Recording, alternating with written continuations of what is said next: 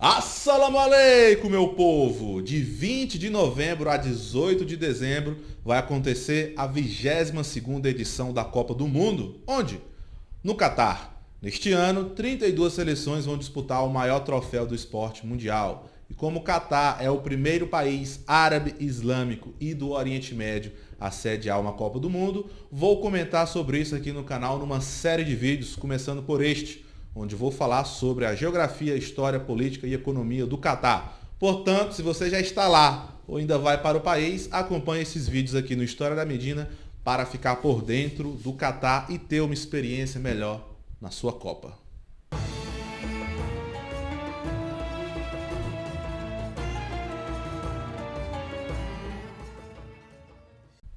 Começando, Catar, ou Estado do Catar, em árabe, Dawlatul Qatar, é um país localizado na região do Oriente Médio, mais precisamente na Península Arábica ou Arábia, como podemos ver nos mapas. Catar faz divisa no sul com o Reino da Arábia Saudita e é banhado pelas águas do Golfo Pérsico e do Golfo do Bahrein. Também vamos ver depois a imagem da sua bandeira.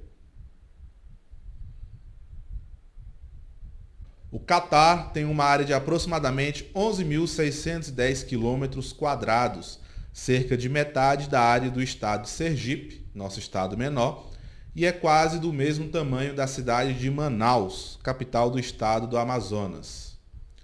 O estado do Catar é um emirado, é um governo cuja forma é ao mesmo tempo uma monarquia absoluta hereditária e a monarquia constitucional. O país é governado por um emir, que é o chefe de estado e comandante em chefe das forças armadas. Esse emir vai ficar no poder até sua morte ou, se ele escolher, abrir mão do trono. Com isso, ele será sucedido pelo seu filho mais velho ou pelo herdeiro masculino mais apto para assumir o cargo. A palavra emir vem do árabe amir ou emir, que significa ordenador, comandante. O atual emir do Catar, como vocês podem ver na foto, governa o país desde 25 de junho de 2013. É o Sheikh Tamim Ibn Hamad Al Thani, que atualmente tem 42 anos de idade. No próximo vídeo eu vou falar mais sobre a história geopolítica do Catar. Por enquanto, vou me concentrar na história moderna e contemporânea do país. Como eu já falei antes, o Catar é um país de cultura predominantemente árabe, cuja religião oficial é o Islã, mas há outras religiões do país, como cristianismo, hinduísmo e budismo. Ele faz fronteira ao sul com o Reino da Arábia Saudita. Lembrando que na Arábia Saudita estão hoje as duas principais cidades santas do Islã, Meca e Medina. Naquele território, no século VII, o Islã nasceu historicamente com o profeta Muhammad, onde ele passou o final da sua vida na sua missão profética e na sua campanha política e militar, unificando as tribos árabes sob a égide, sob a bandeira do Islã. Então o Catar está aí próximo desses territórios sagrados e importantíssimos para a história árabe islâmica. Os cidadãos do Catar, que aqui chamamos de catares ou catarianos, participaram da formação da primeira frota naval que transportou os exércitos muçulmanos durante as fases de conquista e expansão árabe islâmica lá na Idade Média. E durante o Califado Abássida, que durou ali de 749 e 750 d.C. ao ano de 1258, ou 132 e 156 da Hégira do Profeta, o Catar viveu uma era de prosperidade econômica. No século XVI, os catares se aliaram aos turcos otomanos, que já estavam organizados em um império islâmico, e afastaram os portugueses do seu litoral. Então vemos aí já um contato entre catares e portugueses na questão da expansão marítima portuguesa naquele contexto. O Império Turco-Otomano, então, passou a dominar o Catar desde o século XVI até o final da Primeira Guerra, que foi de 1914 a 1918. Então, os turcos, até o começo da Primeira Guerra, governaram o Catar, porque com a Primeira Guerra Mundial, o Império Turco-Otomano enfraqueceu e logo também enfraqueceram seus domínios sobre as regiões do Oriente Médio. Assim, em 1216, o Império Turco-Otomano assinou um tratado com o Império Britânico prevendo a proteção das terras e do povo do Catar. Assim, o Catar se tornou um protetorado britânico em 1916. O Catar tinha um governo próprio, mas era a autoridade britânica que supervisionava o país nos assuntos administrativos, financeiros e na política externa. O Catar tinha um governo próprio, um governo Qatari, mas não era de fato um Estado independente porque estava subordinado ao Império Britânico. A independência só foi acontecer em 1971. Mas, desde 1851, a família ou dinastia Athani governa o país. Então, em 1971, o Catar conquistou sua independência, tornando-se então um Estado soberano. Como a gente viu, o Catar é um país pequeno, mas apesar disso, ele é muito importante economicamente. Sua economia é muito dinâmica e industrializada. Então, e como podemos ver na sua história, sua localização litorânea, um ponto estratégico ali para o comércio, para a navegação, sempre foi muito importante para a história e a política do país. Segundo uma lista do site iDinheiro, feita pela Camille Guillard, levando em conta o PIB per capita, o Catar é o quarto estado mais rico do mundo. Então, o Catar aí é um dos países mais ricos do mundo. É o quarto, só perde para a Irlanda, em terceiro lugar, Singapura em segundo e Luxemburgo em primeiro.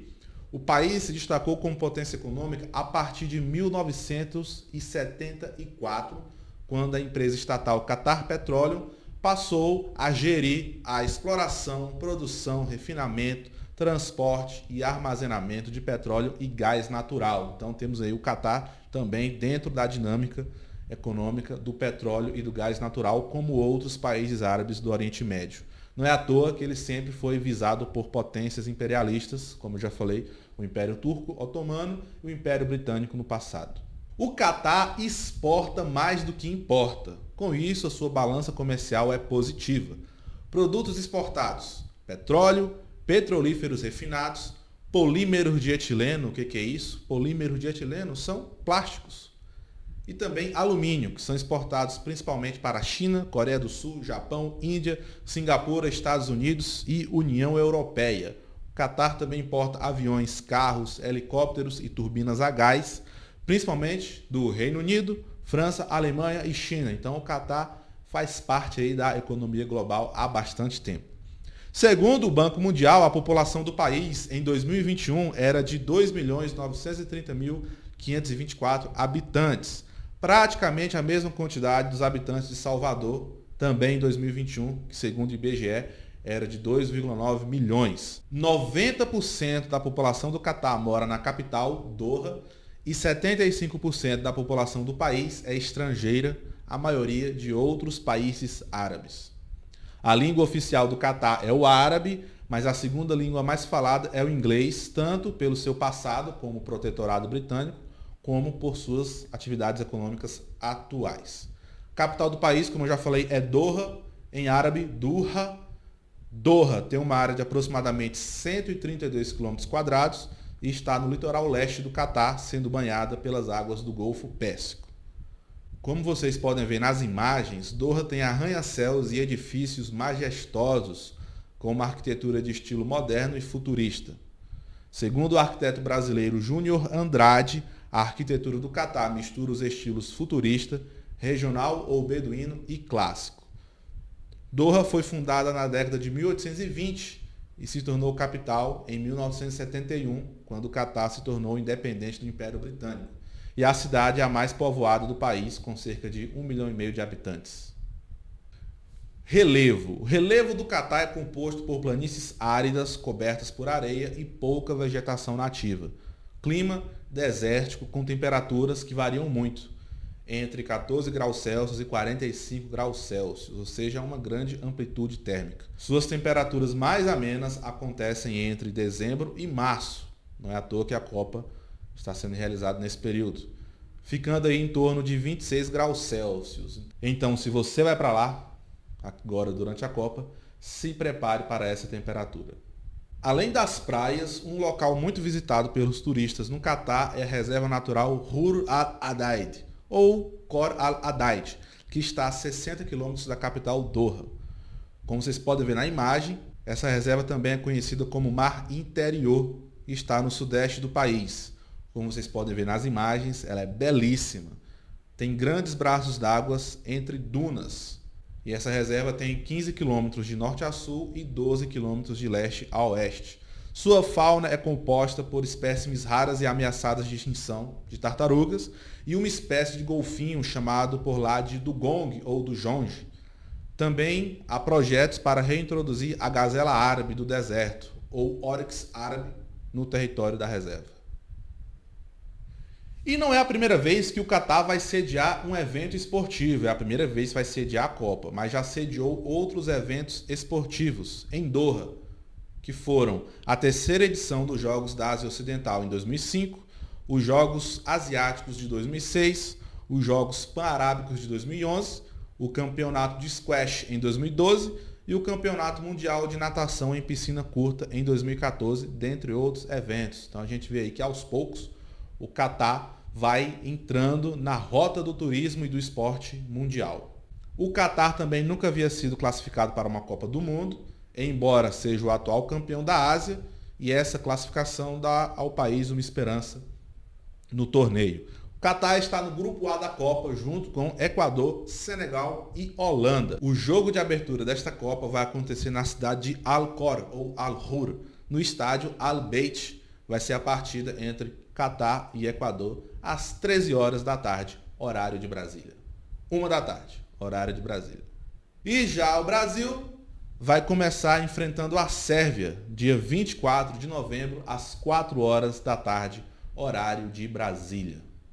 Se você gostou desse conteúdo, curte, comenta, compartilha com seus amigos e se inscreva aqui no História da Medina, no canal no YouTube, e também siga o perfil no Instagram. Obrigado pela audiência de sempre e até o próximo vídeo, onde eu vou falar mais sobre a história e geopolítica do Catar. Até lá!